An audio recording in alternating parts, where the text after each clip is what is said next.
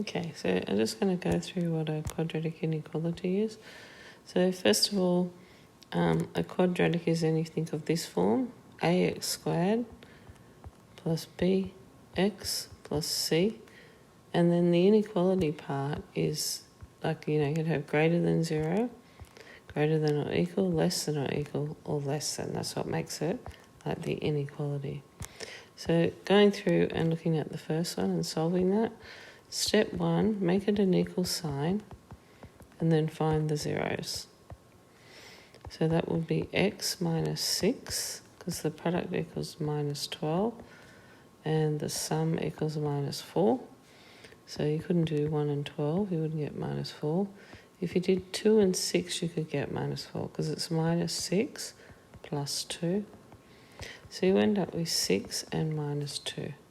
So the next thing is you put it onto a number line and you're going to see where it's actually true. So you've got minus 2, 0, see there were 2, and there's 4, 6 would be somewhere out here.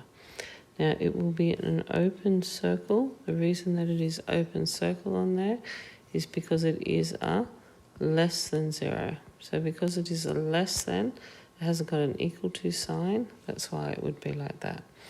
So now what you have to do is you have to test a point. So x equals 0, if that's not included in your solution, that's one of the best points to test. Now you always put it back in the original thing. So that would be 0 squared minus 4 times 0 minus 12 is less than 0. That means minus 12 is less than 0, which is true. So that means it is true in between minus 2 and 6. So the next thing that you need to do here is you will write the solution. So if you did it the old way, the solution would be in between minus 2 and 6. If you did it using interval notation, it would just look like that.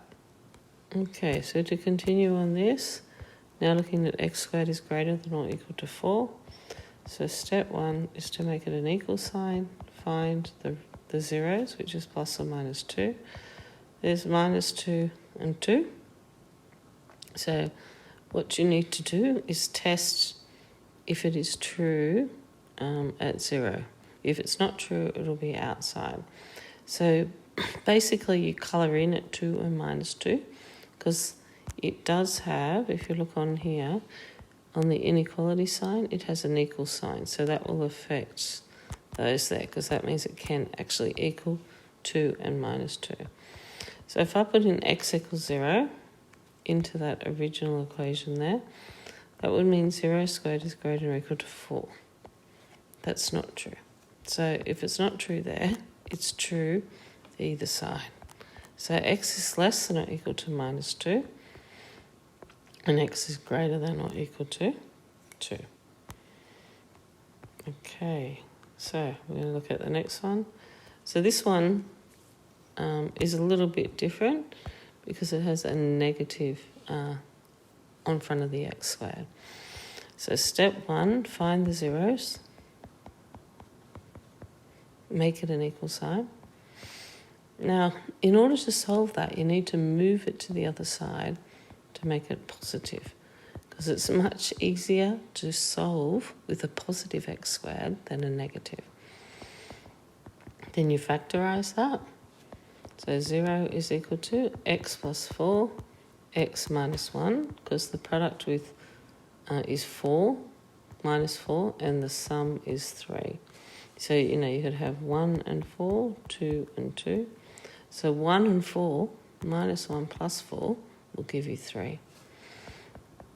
So you get x is minus 4 and 1.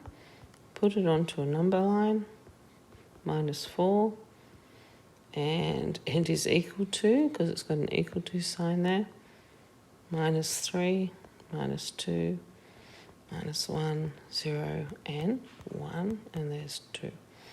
And colour it in there. Once you've done that, that's when you have to test where it is true.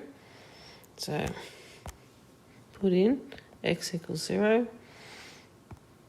And when you're doing that, you need to put into the original. 4 minus 3x minus x squared equal to 0. 4 minus 3 times 0 minus 0 squared is less than or equal to 0. That is not true on the inside, so you have to go for the outside. Okay, so then the next step is to actually write the solution. So we know that it is x is less than or equal to minus 4 and greater than or equal to 1.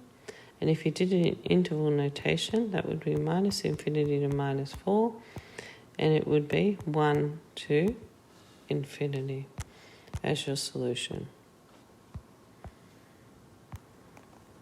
Okay. All right, so one more to solve. There it is there. Let's just have a look, get off that. All right, so make that an equal sign, solve that. So I'm going to bring it to the other side, and then I'm going to square root with a plus or minus of 16. So you get plus or minus 4. Okay, once I've got that part of it, then I'll go back and I will put this on a number line. So I go minus 4, 0, 4. It is an open circle because if you look at your inequality, it has no equal sign. Put in x equals 0 because x equals 0 is an easy one to test, but put it into the original. So 16 minus 0 squared is greater than 0. 16 is indeed greater than 0. Therefore, it must be true in between the minus 4 and the 4. So now just to write what the solution is. So the solution, it would be in between minus 4 and 4. That's using interval notation. Using the old method, it would be written like that. But I think the interval notation is how I would like you to write it at the moment.